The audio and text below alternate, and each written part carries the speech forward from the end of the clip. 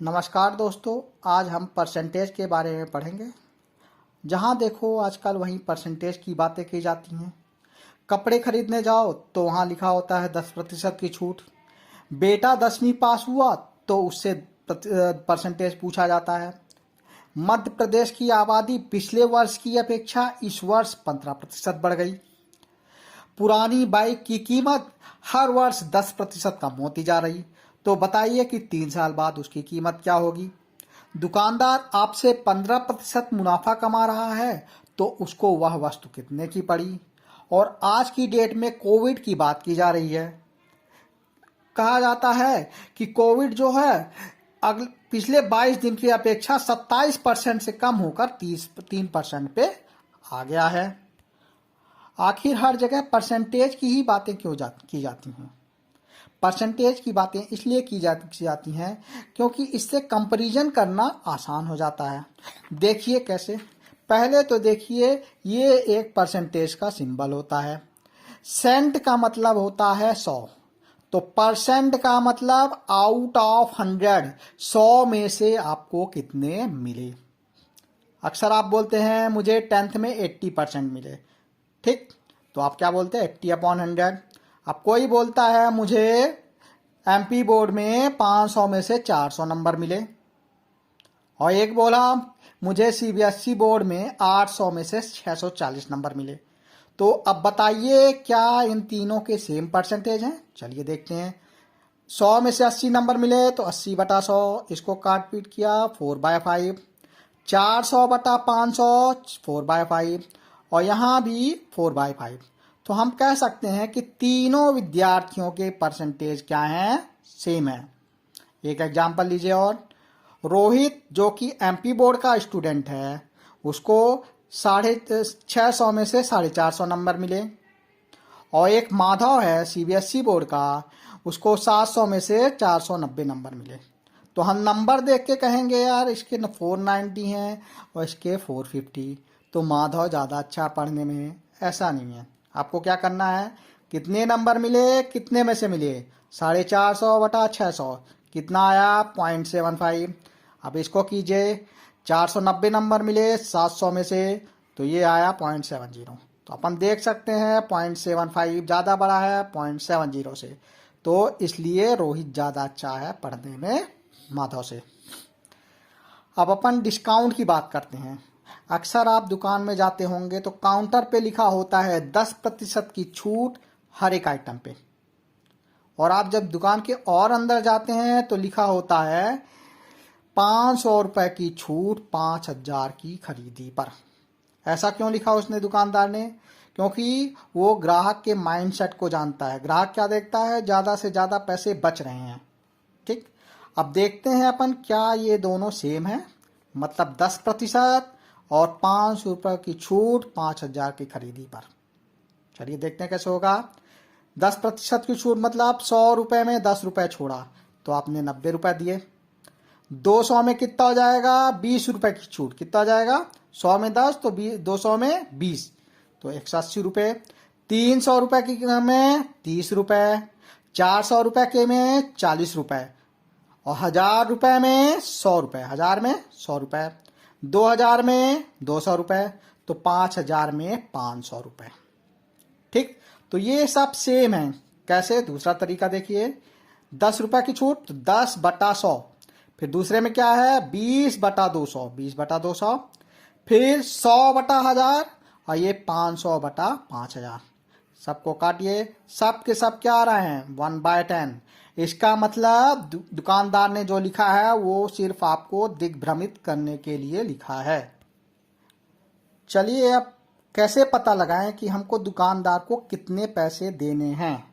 अगर वो हमको 10% छूट दे रहा है, 15% छूट दे रहा है, या 20% छूट दे रहा है, तो उसको कैसे कैलकुलेट करते हैं। देखिए, 15% की छूट 100 रुपये में, तो कितना रुपए दे रहा है आपको, 15 रुपये छूट दे रहा है। तो इसको कैसे पता लगाएंगे, 100 रुपये में 100 इधर किया और ये 0.15 कर दिया। क्या कर दिया, 0.15, तो 100 गुणते 0.15, ये हुआ 15 रुपये, ठीक। और आपने कितने पैसे उसको दिए, ये 15 माइनस कर दो, 100 में 15 माइनस किया आया 85, तो 100 इंटू 0.85 ये हुआ 85 रुपए। मतलब आपने दुकानदार को कितने पैसे दिए? 85 रुपए। दूसरा देखिए, 2500 की साड़ी है, उस पर 30% की छूट दे रहा है, तो आपने कितने पैसे बचाए? तो क्या करेंगे, इस 2500 में 30 को क्या करेंगे, 0.30 कर दीजिए। 2500 गुणे 0.30 तो आया 750 रुपए। तो आपने 750 रुपए बचाए। और कितना दुकानदार को दिया? 30 इसमें से घटा दो, 100 में से 30 कितना आया? 70। तो 2500 गुणे 0.70 ये आया 1750। ठीक।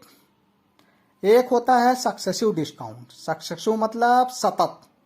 दुकानदार ने बोला आपको 10% छूट दे रहा हूं, चलिए इसी में आपको मैं 20% और छूट दे रहा हूं। तो आप क्या सोचेंगे, पहले 10 था और 20 और, तो 30% की छूट मिल रही है। ऐसा नहीं है। देखिए 100 में 10 रुपए किया, 90 आया। फिर उसी का जो बचा हुआ उसमें 20.80, इन दोनों को मल्टीप्लाई किया, आया 0.72। आना कितना चाहिए था? 70। तो यहां से देखा हमको कितना परसेंट मिल रहा है? मात्र 28%, ना कि 30%। अब चलिए हम कुछ डिस्कशन करते हैं जनसंख्या के बारे में और मशीनरी जैसे स्कूटर वगैरह, इसके बारे में बात करते हैं कि इनके रेट आए दिन कैसे कैसे बढ़ेंगे या कम होंगे। सबसे पहले अपन पॉपुलेशन की बात करते हैं। अपन मान लेते हैं सन 2016, 2017 और 2018। सन 2016 में जनसंख्या कितनी थी? 2000। और सन 2017 में ये 10% बढ़ गई या 10% मुनाफा हुआ। तो क्या करेंगे, 2000 गुणते ऊपर करेंगे 100 प्लस 10/100। ठीक। तो ये आया 2017 का। और 2018 का निकालना, तो ये यहाँ पे लिखेंगे ही और फिर मल्टीप्लाई करके, यहाँ डिक्रीज हो रहा है, जनसंख्या कम हो गई। तो क्या करेंगे, 100 माइनस 12 कर देंगे। 100 माइनस 12/100, लॉस या डिक्रीज दोनों की है। ठीक। अब दूसरे केस की बात करते हैं। सन 2016 में कुछ जनसंख्या रही होगी जो सन 2017 में 10% कम हो गई या घट गई, लॉस हुआ।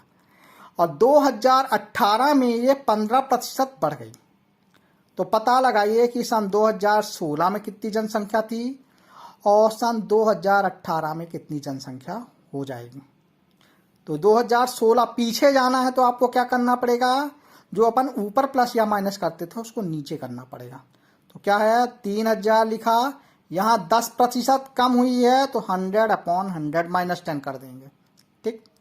और जब अपन आगे बढ़ेंगे 2017 से 18 तो ऊपर प्लस करेंगे, 3000 गुणे 100 प्लस 15/100। प्लस क्यों किया, क्योंकि इंक्रीज हुआ। कितना इंक्रीज हुआ? 15। तीसरा केस देखिए, 2016 में स्कूटर की कुछ कीमत रही होगी, वो 2017 में 12% कम हो गई और सन 2018 में 16% बढ़ गई।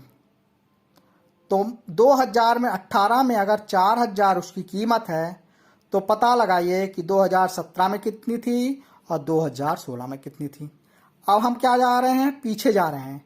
तो अपन जो भी प्लस माइनस करते हैं उसको नीचे डिवाइड करते जाएंगे। तो 4000 गुणे 100/16% है ना, तो 100/100 प्लस 16, प्लस क्यों किया, इंक्रीज था। अब ये जो आया, अब यहाँ देखिए 12% डिक्रीज हुआ है, तो अब इसको यहाँ लिखा और यहाँ पे 12% माइनस वाला कर दिया। ठीक। स्कूटर का एग्जाम्पल, वर्तमान में स्कूटर की कीमत 60,000, हर साल 10% कम होती जा रही, तो 100 माइनस 10/100, फिर अगेन 100 माइनस 10/100। एक स्कूल में 40% लड़कियां हैं। दो तरह से केस बन सकते हैं। दिया होगा आपको टोटल नंबर ऑफ स्टूडेंट्स और पता लगाओ कि बॉयज़ कितने हैं। गर्ल्स 40% है तो बॉयज़ कितने हो जाएंगे, 100 माइनस 40, 60%। तो 400 का 60% आपको निकालना आता है, जैसे आपने साड़ी में निकाला था। 0.60 इंटू 400 कितना आया, 240। ठीक। अब दूसरा केस बनता है, नंबर ऑफ स्टूडेंट्स दे दिए हैं और पता लगाना है टोटल स्टूडेंट्स कितने हैं। ठीक, तो अपन क्या करते थे, 0.60 इंटू 400 टोटल स्टूडेंट थे, यहाँ पे पता नहीं तो अपन ने मान लिया x, और यहाँ पे नंबर ऑफ स्टूडेंट दे दिया 300 तो अपन ने लिख लिया 300। x की वैल्यू ऐसे निकाल आएगी 500, मतलब टोटल नंबर ऑफ स्टूडेंट्स कितने हैं 500। अगला, एक कोई अलॉय है जिसमें 22% निकल है, 37% कोबाल्ट है और बाकी बचा हुआ जिंक है। अगर जिंक 350 ग्राम है तो पता लगाइए कि एलॉय का वजन क्या है। तो परसेंटेज ऑफ जिंक कैसे निकालेंगे, 100 में से 22% निकाल दिया, 37% कोबाल्ट निकाल दिया, तो कितना आया, जिंक 41%। जिंक का वजन दिया हुआ है 350 ग्राम और एलॉय का वजन अपने को पता नहीं है टोटल, तो इसका एलॉय का वजन कितना आया 854 ग्राम। धन्यवाद दोस्तों।